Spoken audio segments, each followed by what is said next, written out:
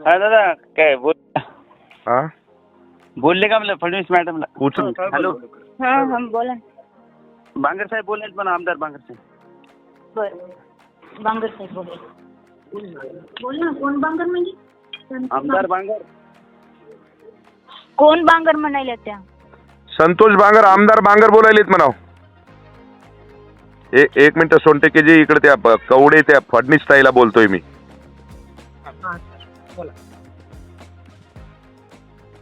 Hello, हा बोला ना. कुठे आहेत का फडणीस ताई? हा मी फडणीस साहेब बोलायले. मी फोन केला ताई, तुम्हाला फोनच घेत नाही आपण. सर तुमचा फोन नंबर नाहीये माझ्याकडे, मी राऊंडला होते. अच्छा, म्हणजे फोन असला तरच घेता का कुणाचा? नाही नाही, मी राऊंडला आहे सर. परीक्षा सुरू आहे, राऊंडला गेलेली. बरं इकडे ऐका ना ताई, त्या पोलाला तुम्ही पेपर देत ना, असा अधिकार आहे का तुम्हाला पेपर न देण्याचा?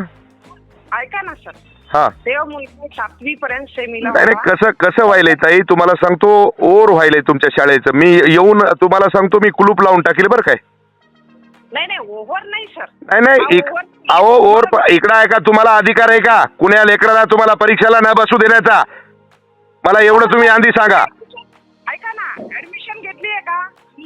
ऍडमिशन घेतली आहे का म्हणजे ऍडमिशन घेतलं म्हणूनच तुमच्या शाळेत येत असेल ना तो. पहिलीपासून तिथं जायचं. त्यांना विचारा आधी सर. अहो पहिलीपासूनच तुमच्या शाळेमध्ये ये ना तो. अहो सर, 7वी पर्यंत वेगळा युडायचे. नाही इकडं आहे का फडणीस ताई, तुम्हाला सांगतो चुकीचं व्हायलंय. आलं का लक्षात? तुमच्या हर कंप्लेंट, तुमच्या हर पालकाची कंप्लेंट तुमची यायली. लोकांना गैरवागणूक देणे, लोकांना तुमच्या माहितीसाठी असं वेटीस धरणे, हे चुकीचं आहे. अहो इकडं आहे का, तुम्ही जर इकडं आहात का, तुम्हाला फोन करतोय, तुम्ही फोन घेत ना, म्हणजे किती तुम्हाला तुमच्या माहितीसाठी कोण आहे म्हणून? काय फोन येत नाही? ओ सोनटक्केजी, हे असं जर तुमच्या माहितीसाठी होत असाल तर तुम्ही काय माझ्याकडे माहिती नाही आली, आत्ताच आपल्याकडून कळालं सर. मी बोलतो ताबडतोब त्या शाळेवर जा. कसे विद्यार्थी बाहेर ठेवता तुम्ही? पेपरला वंचित ठेवता येणार नाही त्यांना. मग पेपरला वंचित ठेवता येत नाही तर ती बाई तुमच्या माहितीसाठी कोणती फडणीस ताई आहे? तिला अधिकार दिलाय का?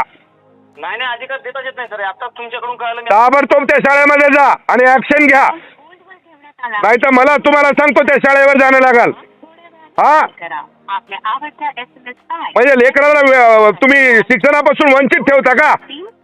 सरकार तुमच्या माहितीसाठी इतका तुम्हाला पगार देते, कशासाठी द्यायलाय? तुम्ही स्वतः जा त्या शाळेवर. हो सर, हो सर. आणि मला ताबडतोब तुमच्या माहितीसाठी इकडे फॉलोअप करा. नाही, आम्ही याची रिपोर्ट आणून दाखवतो तुम्हाला. हॅलो, हा नमस्कार साहेब, सोनटके नमस्कार. बोलतो. हा सोनटकेजी बोला. हा ते अनुसया शाळेवर जाऊन आलो सर मी त्या, बरं आणि ते आपण जे सांगितलं त्या विद्यार्थ्याला परीक्षेला बसून गेलं. बरं त्यांचा फॉर्म वगैरे भरून मागचे जे 2 पेपर होते ते सुद्धा द्यायला आणि पूर्ण पेपर देण्यासाठी सांगितलं सर संबंधित. तो तर वैयक्तिक गेला सर. चालतंय. आणि विशेष लक्ष द्या त्याच्यावर सोनटके, कारण की काय व्हायलंय, मनमानी कारभार झालाय त्या शाळेचा.